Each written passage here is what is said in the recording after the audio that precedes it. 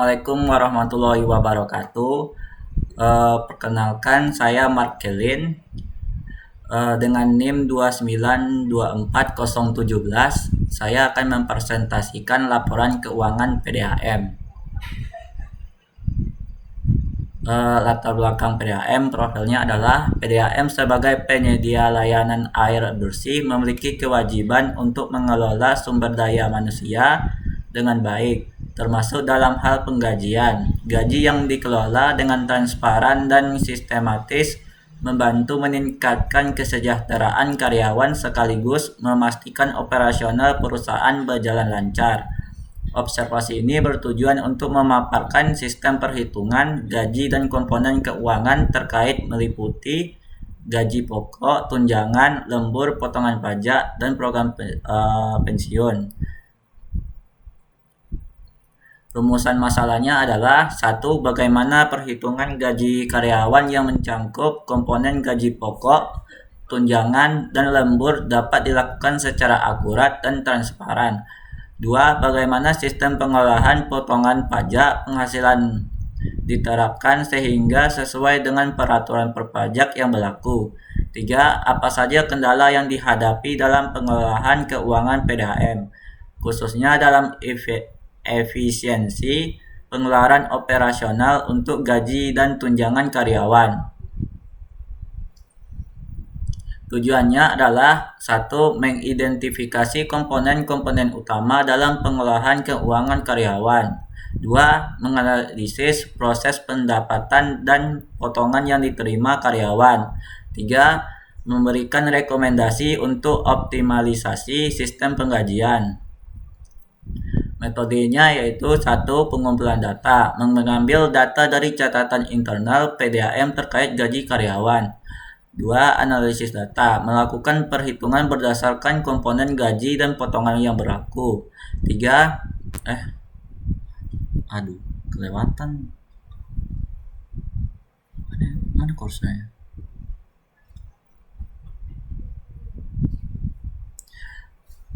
3.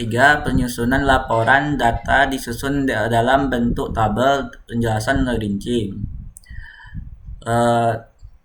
Data dan penjelasan. Data masalah mencakup rincian gaji pokok, tunjangan, lembur, potongan pajak, penghasilan, PPh, dan kontribusi keuangan pensiun untuk setiap karyawan. Data juga melibatkan status karyawan dan kode identifikasi untuk mempermudah manajemen administrasi. Baiklah, kita akan ke Excel-nya, yaitu laporan keuangan tahun ini atau bulan ini. Dari pertama kita akan yaitu kode karyawan. Dengan ini kode karyawan saya memakai left dari C31, yaitu dari C3 yang diambil cuman huruf depannya saja, yaitu satu buah huruf. Terus dan A3 ini dari nomornya, jadi hasilnya bakal jadi A1, dan sebegitu juga semuanya itu seperti Siti, Budi, Rina, Eko, yaitu S2, P3, R4, dan E5. Untuk gaji pokoknya itu sudah ditetapkan setiap orang, jadi sudah ada itu 5 juta, 4 juta 500, 7 juta 500, 10 juta, dan 4 juta. Di tunjangannya itu adalah F3, yaitu gaji pokok dikali dengan 10% tunjangan. Jadi dapat menghasilkan 500.000 tunjangan untuk si Andi Wijaya. Dan lemburnya di lembur juga sudah ditetapkan di tabel di bawah ini, yaitu di jumlah jam lembur dikali dengan tarif lembur. Jadi 10 dikali 50.000 dan mendapatkan hasilnya 500.000. Begitu juga dengan yang lain. Pajak penghasilan dicari dengan cara sama dengan dalam kurung F3 ditambah G3 ditambah H3, yaitu gaji pokok, tunjangan, dan lembur.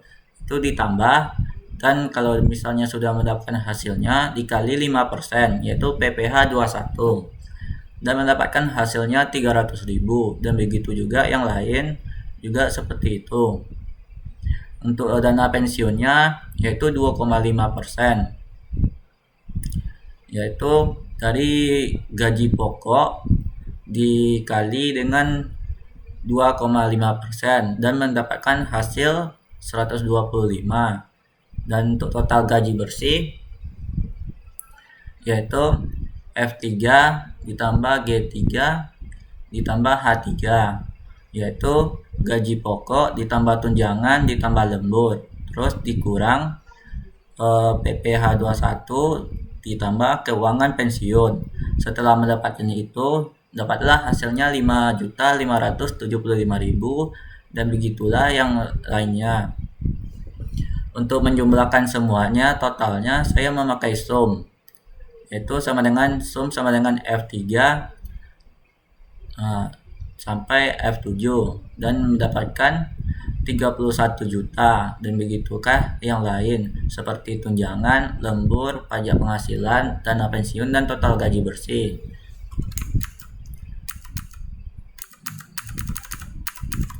Untuk datanya,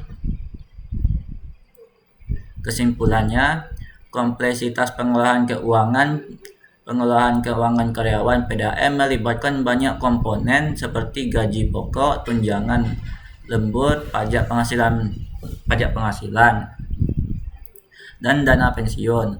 Pengolahan yang tidak sistematis dapat mengakibatkan terganggunya hak karyawan dan efisiensi operasional perusahaan. 2. Pentingnya transparansi dan kepatuhan. Transparansi dalam keperhitungan keuangan sangat penting untuk membangun kepercayaan antara perusahaan dan karyawan. Selain itu, ketentuan terhadap regulasi perpajakan dan ketentuan pensiun perusahaan memastikan terhindar dari risiko hukum. 3. Efisiensi pengolahan keuangan. Diperlukan strategi untuk meningkatkan efisiensi dalam pengolahan dana operasional, khususnya dalam alokasi gaji dan tunjangan, guna menjaga penghentian operasional perusahaan tanpa mengurangi hak karyawan. Nutup, laporan ini diharapkan dapat menjadi panduan bagi manajemen PDAM dalam meningkatkan efisiensi dan transparansi sistem keuangan karyawan. Tindak lanjut berupa implementasi rekomendasi di atas akan memberikan dampak positif bagi seluruh pihak terkait. Terima kasih. Sekian dari saya presentasinya. Saya ucapkan Assalamualaikum warahmatullahi wabarakatuh. Maaf jika ada salah.